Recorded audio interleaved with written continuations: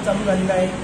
कारखान्याची धुराडे पेटून बराचसा ऊसाचं गाळप झालेलं आहे। एफआरपी प्रमाणे 2748 रुपये ही एफआरपी कारखान्यांनी शेतकऱ्यांना द्यावी अशा पद्धतीचं ठरलेलं असताना आपल्या विंगर सहकारी साखर कारखान्यांनी आपल्याला 2500 रुपये शेतकऱ्यांच्या हातावर ठेवून शेतकऱ्यांच्या तोंडाला पानं पुसण्याचं काम केलेलं आहे। एफआरपी प्रमाणे पैसे दिले जावे हा मापदंड असताना सहकार आयुक्तांनी सांगितलेलं असताना एक रकमी एफआरपी मिळत नाही ही फार मोठी शोकांतिका जुन्नर तालुक्याच्या बाबतीमध्ये ऊस उत्पादकांच्या बाबतीमध्ये घडलेली आहे।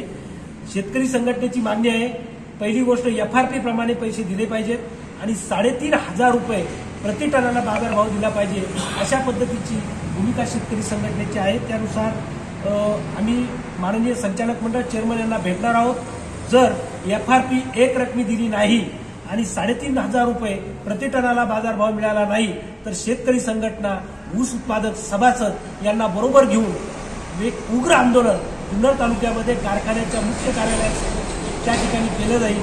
ही या निमित्ताने या ठिकाणी आम्ही सांगतो, इशारा देतो की आम्हाला आंदोलन करण्याची वेळ शेतकऱ्यांवर आणि ऊस उत्पादकांवर येऊ नये।